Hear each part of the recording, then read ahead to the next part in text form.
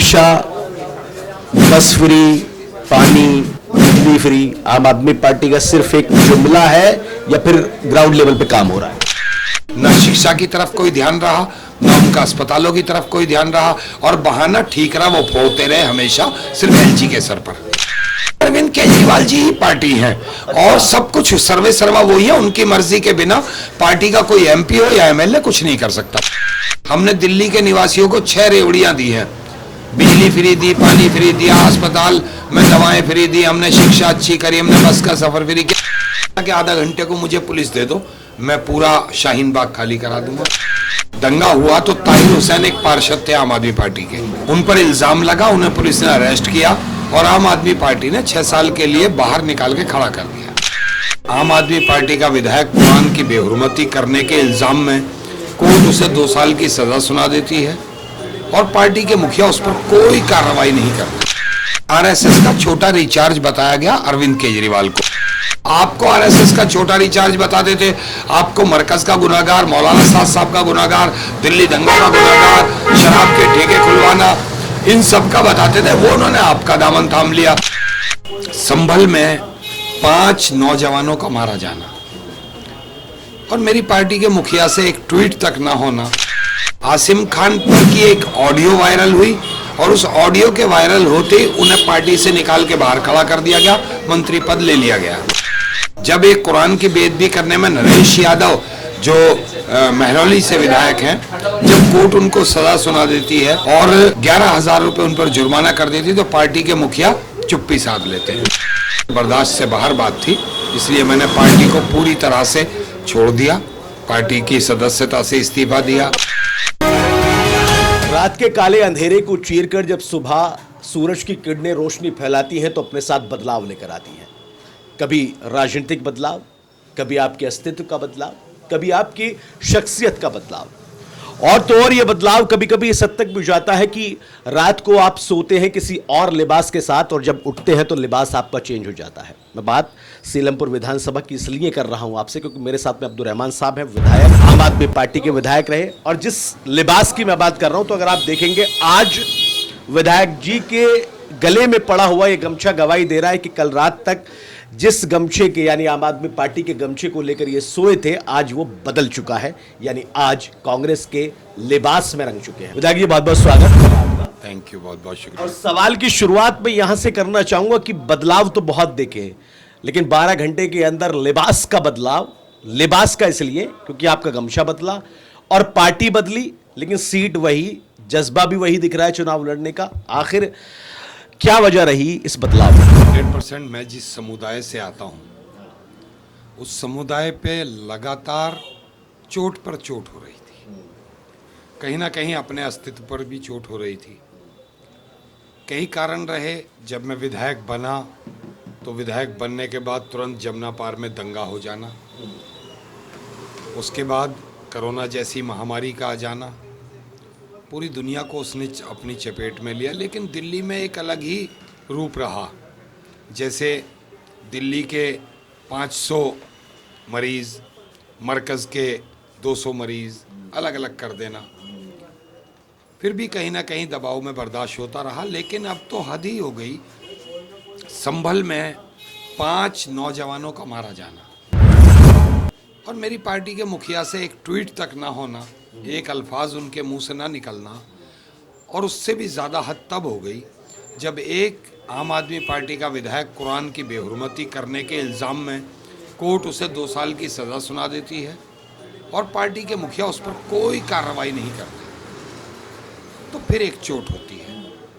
बहुत इस बात का इंतज़ार किया, आज मुख्यमंत्री कुछ बोलेंगे, आज कुछ पार्टी के संयोजक अपना बयान देंगे, आज कोई कार्रवाई करेंगे, क्योंकि मुझे याद है जब दंगा हुआ तो ताहिर हुसैन एक पार्षद थे आम आदमी पार्टी के, उन पर इल्ज़ाम लगा, उन्हें पुलिस ने अरेस्ट किया और आम आदमी पार्टी ने 6 साल के लिए बाहर निकाल के खड़ा कर दिया। इसी तरह एक आम आदमी पार्टी के मंत्री थे आसिम खान, आसिम खान पर की एक ऑडियो वायरल हुई और उस ऑडियो के वायरल होते ही उन्हें पार्टी से निकाल के बाहर खड़ा कर दिया गया, मंत्री पद ले लिया गया।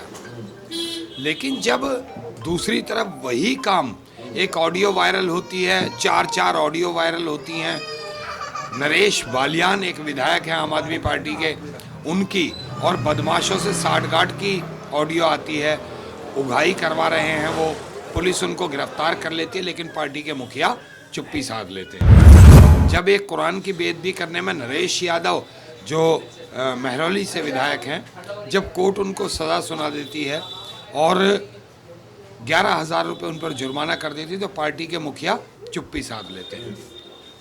तो फिर बर्दाश्त से बाहर बात थी, इसलिए मैंने पार्टी को पूरी तरह से छोड़ दिया, पार्टी की सदस्यता से इस्तीफ़ा दिया, अपने एमएलए-शिप से इस्तीफ़ा दिया। उसके बाद मैंने कांग्रेस ज्वाइन किया। अच्छा विधायक जी, एक बात जब मैं यहाँ पे आ रहा था आपके बारे में सुनी थी कि आप बड़ा तल्ख और बड़ा कड़वा बोलते हैं, यानी सच बोलते हैं, क्योंकि कड़वा सच जो है वो कड़वा होता है। और कुछ मेरे बारे में भी ऐसा ही फेमस है कि मैं भी थोड़ा सा ज़रा सवाल कड़वे कर लेता हूँ। अब दोनों आमने सामने बैठे हैं, क्या वाकई ऐसा था कि कौम पर हो रहे जुल्म जो है इस बदलाव के कारण बने, या फिर सुबुगाहट जिस पे यकीन किया जाए कि आपका टिकट इस विधानसभा से आम आदमी पार्टी ने काट दिया? देखिए, टिकट के लिए तो हम कल भी पार्टी में नहीं आए थे। मेरी शुरुआत किसी पार्टी पर या किसी टिकट पर नहीं थी। जब मैं सीलमपुर विधानसभा में राजनीति की छोटी सी स्टार्ट किया, तो मैं 2007 में आज़ाद उम्मीदवार के तौर पर यहाँ से कॉरपोरेशन लड़ा। मैं 700 वोट से वो चुनाव हारा। 2012 में फिर से लड़ा और 5,000 वोट से जीता, और कांग्रेस की डिप्टी मेयर थी मौजूदा सामने, उनकी जमानत जब्त हुई और आज़ाद उम्मीदवार जीता। तो पार्टी का और टिकट का तो इतना वो नहीं था। मुझे अपने इलाके के लोगों पे बहुत भरोसा है और इलाके की आवाम बेपनाह प्यार करती है, अल्लाह का शुक्र और एहसान है। तो टिकट की कटने की या टिकट के मिलने की 1% भी कोई दिक्कत नहीं थी। ना मुझे कल अफसोस हुआ टिकट कटने का, ना अब पार्टी में मैं गया हूं तो किसी टिकट की शर्त पर गया हूं। टिकट जिसको भी मिलेगा कांग्रेस को लड़ाई। विधायक जी, एक पोस्टर देखा मैंने बाहर लगा हुआ कि मरकज के गुनहगारों को इस बार सबक सिखाना है। पूरे आपकी विधानसभा की दीवारें जो है रंगीन हुई हैं और कांग्रेस पार्टी के नेता या फिर यूं कहें कि जो है कार्यकर्ता वो लगा रहे हैं। क्या वाकई मरकज को लेकर जिस तरह की कोरोना काल में मामला हुआ, क्योंकि जो आपने बात की मैं उसी को कोट करता हूं कि दिल्ली में 200 और मरकज में 100 कोरोना जो है से ग्रसित लोग निकले, क्या वाकई अब उसकी बदला लेने की तैयारी है? दरअसल में जो कांग्रेस के कार्यकर्ताओं ने ये पोस्टर लगाया है उसकी एक वजह रही है बहुत बड़ी। जो यहाँ से अभी आम आदमी पार्टी के उम्मीदवार हैं, वो 2 इलेक्शन, एक बाई इलेक्शन, जब मैं एमएलए बना तो मैंने अपनी सीट, में कॉरपोरेटर था उस टाइम, काउंसलर था, तो मैंने अपनी सीट छोड़ी। उस पर बाई इलेक्शन हुआ तो वो इलेक्शन पूरी तरह से मरकज़ के गुनहगारों पर कह के लड़ा गया। मौलाना साद पर मुकदमा कराया, ये कह के लड़ा गया। दिल्ली में दंगा कराया, ये कहकर लड़ा गया। शराब के जगह जगह ठेके खुलवाए, ये कहकर लड़ा गया। और आरएसएस का छोटा रिचार्ज बताया गया अरविंद केजरीवाल को। तो आज जो आम आदमी पार्टी में शामिल हुए हैं, जिनका आज यहाँ से टिकट हुआ है आम आदमी पार्टी से, कल उन्होंने इस बात पर चुनाव लड़ा। इलाके की पूरी जनता में, इलाके की आवाम में एक रोष है और एक मायूसी इस बात की है कि हमने जो आपको वोट किया था वो इसलिए किया था कि आप अरविंद केजरीवाल के खिलाफ, उसके उस गुनाहों के खिलाफ लड़े थे जो उन्होंने मरकज़ पर ताला लगवाया था, मुसलमानों को कोरोना बम बताया था, मौलाना साद साहब पर मुकदमा कराया था, उन्होंने शराब के ठेके खुलवाए थे, उन्होंने दंगों में कोई मदद नहीं की, एक अल्फाज नहीं बोला। इसको लेकर के मुसलमान बहुत नाराज था और मुसलमानों ने बेपनाह वोट उनको किया और वो हर बात में सिर्फ उसको कोसते थे, अरविंद केजरीवाल को। अरविंद केजरीवाल जी का भी यही था कि तमाम आम आदमी पार्टी के कार्यकर्ताओं को चौधरी मतीन अहमद साहब के खिलाफ भड़काते थे और कहते थे कि ये इन्होंने बहुत बड़ा घोटाला किया है वक्फ बोर्ड के अंदर। ये जो है भाजपा से मिलने चले गए थे जब 28 सीटें आई थी आम आदमी पार्टी की, तो सरकार तोड़ने के चक्कर में लग गए थे, भाजपा की सरकार बनवाने के चक्कर में लगे, तो अरविंद केजरीवाल ने उन लोगों पे मुकदमे लगाए जो कार्यकर्ता था आम आदमी पार्टी का। यहाँ अब इलाके में जो आम आदमी पार्टी का कार्यकर्ता था वो तो इसलिए नाराज हो गया कि भाई जिनको तुम गुनाहगार बताते थे कल तक, जिन्होंने हम पर मुकदमे लगवाए, आज आपने उनका दामन थाम लिया। और जो आपको आरएसएस का छोटा रिचार्ज बताते थे, आपको मरकज़ का गुनाहगार, मौलाना साद साहब का गुनाहगार, दिल्ली दंगों का गुनाहगार, शराब के ठेके खुलवाना, इन सब का बताते थे, वो उन्होंने आपका दामन थाम लिया, तो आपने तो एक दूसरों का दामन थाम लिया, यानी मौका परस्ती। परस्ती। तो इलाके की आवाम में भी इस बात का रोष है बहुत ज़्यादा, और कार्यकर्ताओं में। तो जो आम आदमी पार्टी का कार्यकर्ता था वो भी अपनी जगह खड़ा हो गया कि हम चुनाव नहीं लड़ाएंगे। जो कांग्रेस का कार्यकर्ता था वो कांग्रेस का कार्यकर्ता भी खड़ा रह गया कि हम किसी कीमत पर आपने पार्टी चेंज करी, चुनाव नहीं लड़ाएंगे। तो अब कोई विकल्प तो बचा नहीं, क्योंकि आप जो कल तक कह रहे थे आज आपकी भाषा बदल गई। आप कल तक उसको आरएसएस का रिचार्ज बताते थे, आज आप उसकी रेवड़ियां बांट रहे हैं। तो रेवड़ियां तो अगर सही मायनों में आप देखेंगे तो मुसलमानों को वो कहते हैं हमने दिल्ली के निवासियों को 6 रेवड़ियाँ दी हैं, बिजली फ्री दी, पानी फ्री दिया, अस्पताल में दवाएं फ्री दी, हमने शिक्षा अच्छी करी, हमने बस का सफ़र फ्री किया, ये वो बताते हैं। लेकिन आप दूसरी तरफ देखें, इसी को अगर कौम पर ले आए तो मुसलमानों के लिए क्या किया?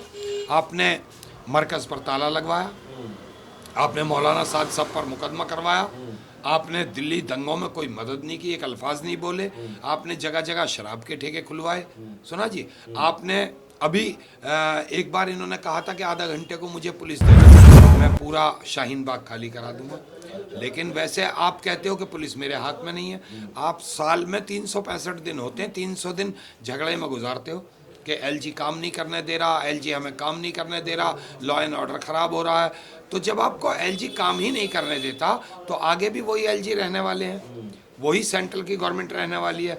तो फिर ज़रूरत क्या है दिल्ली के लोगों को, जब तुम्हें काम ही नहीं करने देगा, कि आपको वोट करें? किस बात पे आम आदमी पार्टी को वोट करें? और देखना और दिखाना दो अलग चीज़ें हैं। आदमी कहते हैं ना, कथनी और करनी में फ़र्क होना। आप शिक्षा की बात करते हो, जगह जगह शिक्षा का महत्व दिखाते हो, हमने शिक्षा बहुत अच्छी कर दी। मेरी विधानसभा का एक स्कूल है, उस स्कूल का नाम था गांधी हरिजन।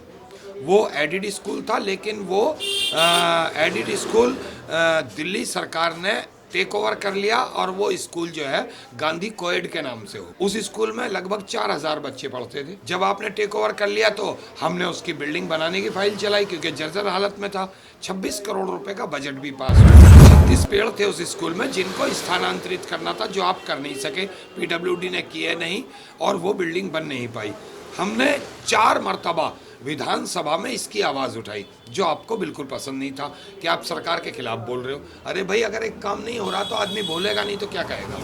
अगर कोई भी सरकार है, मैं अगर उस चीज़ को बताऊंगा नहीं कि भाई मेरे साथ ये हो रहा है, मेरे यहाँ वो बच्चे जो 4000 थे, जब हमने स्थानांतरित किया तो वो बच्चे 1600 रह गए, और जब 1600 बच्चे रह गए तो इतनी दूरी पर जाते जाते वो बच्चे 516 रह गए, और आज की टिल डेट की बात करूँ तो 500 से भी कम बच्चे वो बचे हैं। उसके बाद हमने फिर उसका रीटेंडर कराया, फिर वो पहले 84 कमरों के साथ था, फिर 64 कमरों के साथ एज इट इज़ पेड़ों के साथ उसकी बिल्डिंग बननी थी। लेकिन बार बार कहने के बाद भी आज तक उस पर काम शुरू नहीं करा सके। तो हम क्या तरक्की कर रहे हैं और क्या हम शिक्षा को बढ़ावा रहे हैं? जी, 3 छोटे छोटे सवाल और करूंगा क्योंकि आपका भी वक्त ज़्यादा हो गया, आपके बार बार फ़ोन आ रहे हैं। छोटे छोटे सवाल। पहले छोटे सवालों में पहला सवाल, शिक्षा, बस फ्री, पानी, बिजली फ्री आम आदमी पार्टी का सिर्फ एक जुमला है या फिर ग्राउंड लेवल पे काम है? देखिए, मैं सच बात करूं तो 2015 में जब बहुमत से सरकार आम आदमी पार्टी की बनी उस वक्त आम आदमी पार्टी ने शिक्षा पर भी ध्यान दिया, स्वास्थ्य पर भी ध्यान दिया, पानी और बिजली पर भी ध्यान दिया, और अवामी सतह पर उन्होंने जनता दरबार लगा के लोगों के काम भी किए। अरविंद केजरीवाल जी खुद 3 घंटे का समय निकाल के डेली बैठते थे और डेली लोगों की बात को सुनते थे, लोगों के काम भी होते थे।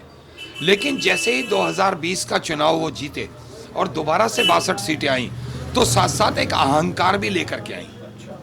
जब अहंकार लेकर के आई तो आदमी को ये गलतफहमी कई बार हो जाती है कि अब तो मुझे कोई हरा नहीं सकता। वो गलतफहमी ने उनका दिमाग खराब किया, और उस दिमाग खराब होने के बाद में उन्होंने जो है वो जनता दरबार बंद किया, उन्होंने लोगों से मिलना बंद किया, उन्होंने फिर जो आवाज़ देते थे कि हम 2 कमरों का फ्लैट लेकर रहेंगे, उन्होंने जो एक बहुत बेहतरीन कोठी थी उसको भी एक महल रूप दिया, उसको बनाया, शानदार करके उसको बनाया। और वो जो कहते थे कि हम कोई वीआईपी कल्चर नहीं करेंगे, हम किसी नेता को एंट्री नहीं देंगे, स्वराज लेकर के आएंगे देश में, और देश में सबको समानता होगी, हिंदू मुस्लिम सिख ईसाई बौद्ध सब लोगों को बराबर का सम्मान, बराबर का दर्जा दिया जाएगा। लेकिन वो सिर्फ जुमले साबित हुए, और 2020 से आज तक उनका एक भी काम ऐसा नहीं रहा, ना शिक्षा की तरफ कोई ध्यान रहा, ना उनका अस्पतालों की तरफ कोई ध्यान रहा, और बहाना ठीक रहा वो फोड़ते रहे हमेशा सिर्फ एलजी के सर पर। ये मतलब पहले काम हुआ लेकिन बाद में फिर जुमलेबाजी साबित हो गई। ठीक है विधायक जी, दूसरा सवाल, चूंकि मैंने 3 सवाल आपके कहे थे। आज सीलमपुर की जनता, खासकर मुसलमान, क्योंकि 60% मुसलमान है इस विधानसभा पर, किसके साथ खड़े हैं? उसके साथ जिसने मरकज का नाम लेके वोट लिया, या फिर उसके साथ जो आज कांग्रेस में शामिल हो गए? यानी कि देखिए, 2 बातें हैं। पहली बात तो ये क्लियर कर दूं कि मैं कांग्रेस का एक रुकन बना हूं, एक मेंबर बना हूं। नहीं, अगर आपको टिकट देती है, और अगर टिकट भी नहीं देती तो चुनाव तो आप लड़ाएंगे क्योंकि पार्टी में शामिल हुए। 100% मेरी कांग्रेस पार्टी जिसको भी टिकट देगी, हम पूरी ईमानदारी के साथ, तन मन और धन के साथ उसको लड़ाएंगे भी, और इंशाअल्लाह जिता करके असेंबली भेजेंगे। दूसरी बात, मुसलमानों की बात करें तो मुसलमान का वोट यहाँ 60% नहीं है, बल्कि 70+ है। अच्छा। हाँ, इस विधानसभा में। और मुसलमान अपने आप को ठगा महसूस कर रहा है, क्योंकि उससे जिस नाम पर वोट लिया गया था और वही वहाँ जाके खड़े हो गए, तो मुसलमान को बड़ी तकलीफ है इस बात की। और सीलमपुर का मुसलमान बड़ी तकलीफ में है कि हमसे ठगा, हमसे छल किया गया, हमसे झूठ बोल करके वोट लिया गया, और हमारे वोट का गलत इस्तेमाल। अरविंद केजरीवाल ने कुछ दिन पहले इस्तीफा दिया था और आतिशी को मुख्यमंत्री बना दिया था। चूंकि अब पार्टी आप छोड़ चुके हैं और अब नई पार्टी के साथ में है, क्या ये भी एक सिर्फ दिल्ली वासियों की सहानुभूति लेने वाला कदम था, या फिर एक सोची समझी रणनीति थी? क्या था सर? 100% उसमें कोई वो नहीं था। मुख्यमंत्री जी पर पाबंदियां लगी थी कि वो फाइल साइन नहीं कर सकते, सेक्रेटरीट नहीं जा सकते अपने ऑफिस में, तो नेचुरली उनको दिल्ली के अगर काम ही पूरी तरह से रुक जाते तो उन्होंने आतिशी जी को बनाया। आतिशी जी ने अच्छा काम किया बनने के बाद, क्योंकि अरविंद केजरीवाल जी से मिलने के लिए तो एक विधायक को 4 महीने का टाइम लगता था, लेकिन आतिशी जी के साथ ऐसा नहीं था, इजी वो मिलती थी। यानी आपकी नाराजगी पार्टी से नहीं है, अरविंद केजरीवाल से? नहीं, अरविंद केजरीवाल जी ही पार्टी हैं, और सब कुछ सर्वे सर्वा वही है। उनकी मर्जी के बिना पार्टी का कोई एमपी हो या एमएलए कुछ नहीं कर सकता। एक आखिरी सवाल पूछ लेता हूँ, वक्त बहुत ले लिया। चौधरी मतीन आपके सामने चुनाव लड़े थे, पिछली बार 36,000 कुछ वोटों से आपने हराया था। इस बार बेटे, उनके बेटे आए ना आपके सामने, मतलब अगर आपको मिलता है, आप इसको कैसे देखते हैं? ये मूव कांग्रेस का, आम आदमी पार्टी का क्या साबित है? देखिए, जिसको भी कांग्रेस पार्टी टिकट देगी, मेरा मानना यह है, पहली बात तो इस बार दिल्ली का मूड चेंज है, और दिल्ली आम आदमी पार्टी को रिपीट नहीं कर रही है। कांग्रेस की सरकार बनने जा रही है दिल्ली के, कांग्रेस की सरकार बनने जा रही है। और उसमें मैं आपको बता दूं कि इंशाअल्लाह सबसे पहली सीट कांग्रेस की सीलमपुर होगी जीतने में, और बहुत अच्छे वोटों के मार्जिन से सीलमपुर कांग्रेस जीतने जा रही है, और इंशाअल्लाह जीतकर असेंबली में। बहुत बहुत शुक्रिया विधायक जी आपका। अब्दुल रहमान साहब ने पार्टी छोड़ने से लेकर दूसरी पार्टी ज्वाइन करने तक तमाम बातें बताई। मुसलमान किसके साथ हैं ये भी बताया। मरकज, निजामुद्दीन, मौलाना साद साहब, मुसलमानों के मुद्दे, दिल्ली का फसाद, दिल्ली का झगड़ा, यहां से लेकर संभल तक मुसलमानों की बात नहीं सुनी गई। विधायक जी ने कहा अरविंद केजरीवाल मुसलमानों को अनदेखा करते रहे, ये भी इन्होंने कहा। पॉलिटिक्स एक तरह से अवसर का खेल होती है, और अवसर जब मिलता है तो फिर बदलाव भी होते हैं, जिस बदलाव की मैं बात कर रहा था। लिबास चेंज हुआ है विधायक जी का, टिकट अगर कांग्रेस देती है तो रिजल्ट कितना चेंज होता है ये इस पर हमारी नजर रहेगी। लेकिन फिलहाल अब्दुल रहमान साहब ने आम आदमी पार्टी का दामन छोड़कर कांग्रेस का दामन पकड़ लिया, और उन्होंने ये भी कहा कि अगर वो टिकट नहीं मिलता तो वो जिस कैंडिडेट को कांग्रेस पार्टी टिकट देगी उसको चुनाव लड़ाएगी। सीलमपुर से नाम लड़ाई के लिए अफी हिंदुस्तानी।